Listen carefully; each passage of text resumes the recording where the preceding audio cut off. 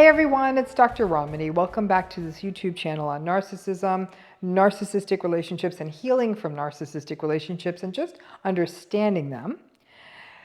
Today we're going to talk about one of the most compelling, succinct lines about trauma bonding I've ever heard.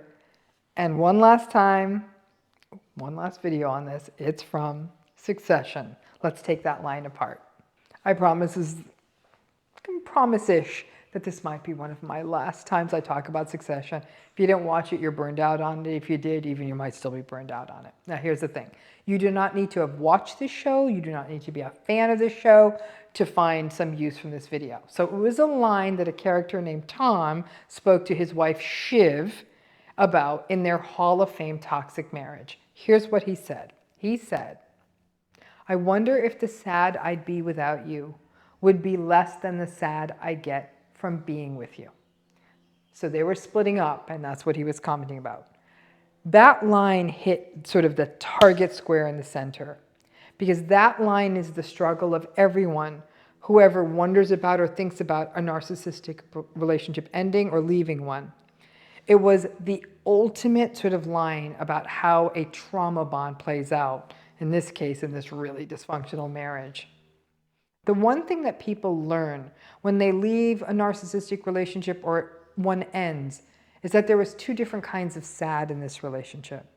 For so many folks in these relationships, there's a hopeful belief in relief that, if I can just get out of this relationship, my life's going to be better, I'm going to be relieved. And there's definitely some truth to that.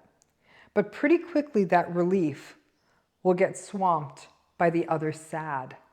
And that's the sad of not being in this relationship anymore. And you might say, what? And that's what Tom's line was. And there's a reason for this disconnect. The sad while you're in it and the sad while you're out of it is very much a relic of a trauma-bonded relationship. You're doing so many mental gymnastics in these relationships to make it work, to make it make sense. Your brain is in a sort of dissociated, la, la, la, la, la, I cannot hear anything space, so you don't have to think about it. And even if you've been able to convince yourself that everything in the relationship is fine, everything's fine, you don't feel well, right? You carry this sickness in you, a sadness, a sense of things aren't quite right. You might even feel it physically, a heaviness in your heart or in your head, a sort of gloominess that you try to push back on. And doesn't feel quite like depression or normal sadness, but this not rightness. That's the sad of staying. But that same trauma bond creates a sad of leaving. If you leave, and I often say that leaving or being pulled out of a relationship in which you're trauma bonded is a bit like cutting off a part of yourself. You may literally feel a sense of physical pain, a grief, physically like you're pulled back. Perhaps a grief is for what you wish it could have been, or a grief of wondering of what would have happened if I tried harder, or regret, or grief that maybe I didn't see it right, or what if they figure it out, or what if they get better, or the idea that maybe it wasn't all bad and there were some good laughter, good times, right? Or even just the grief that comes from the knowing that even though the patterns in the narcissistic relationship didn't feel good, they were familiar. And to step away from this relationship means having to have a reckoning with something deeper inside of you. And because of this, and this character Tom's prescient comment, which sad is worse, with you or without you? So many survivors of narcissistic abuse are stuck in a perpetual purgatory. They're sad with them, they're sad without them. And part of that sad is also what these relationships do to us. They hijack us, invalidate us, and fill us up with a set of demons that set forth to dismantle our true and our striving selves, or our genuineness or happiness.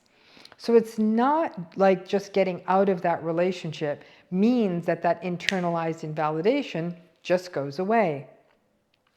But in his case, Tom's case, and he was a little bit of a narcissist himself, one is left with the question of whether life is easier with them or without them. Narcissistic folks take up a lot of our mental real estate when we're in relationships with them, and they take up a lot of time. I've had many clients say to me, my life was almost entirely devoted to figuring out this relationship. The rumination, the trying to get it just right, the exhaustion from what a roller coaster all of it was. And while none of that felt good, it took up a lot of time. And in that empty space that is created by the narcissistic person leaving, that can also be filled with sadness and doubt. Now, if you aren't a Succession viewer, just to give you a framework here, Shiv, the wife, was a bit of a malignant narcissist. Tom was more of an opportunist with a bit of entitled, vulnerable narcissism, a chip on his shoulder, a sort of money-climbing person who would endure any kind of bad treatment to have proximity to the goodies that money can buy. He was a person who was able to turn his victimhood into a strategic position. Being with her was an invalidating and emasculating nightmare. Being without her was something that left his Machiavellian and trauma-bonded soul yearning. Again, damned if you do, damned if you don't, right?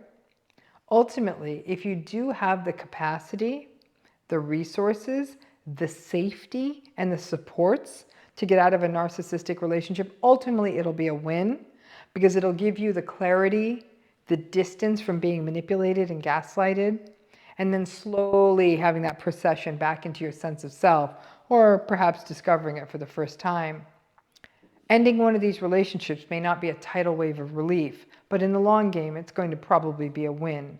However, when you're first getting out of a narcissistic relationship, or in the first year or so, again, it feels like a damned if you do and damned if you don't. The sadness is there either way. And I think that sadness catches people by surprise when they think, I'm getting out of something that's a mess. Why don't I feel better? And they recognize a very new kind of sad replaces it. This sad in, sad out is exactly why hoovering works, because there's a real vulnerability that the narcissistic person can sort of pull on to pull you back in. So I hate to say that we're getting grand relational wisdom from Succession, but what we are learning is that these were writers who knew narcissism really well. And more than anything, that trauma-bonded relationship, the sad that I feel when I stay, the sad that I'll feel if we're not together. Many of you, I'm sure, can resonate with that because there's a truth to it. And that leads people to wonder, did I do the wrong thing by ending this relationship? If I feel sad, maybe that means the relationship is good. If you feel sad, it is because the way these trauma-bonded relationships work is that ongoing yearning for this thing that was maybe perhaps somewhat familiar, that was something to do, and that sadly would almost, it was a byproduct of that voice you had internalized. All of that together accompanies that sadness when it's done. It's not easy either way. And I think the sad legacy of narcissistic relationships is it can really, really leave you with a sorrow for a long time, sometimes even longer than the relationship. Hope that gives some wisdom, and thanks again.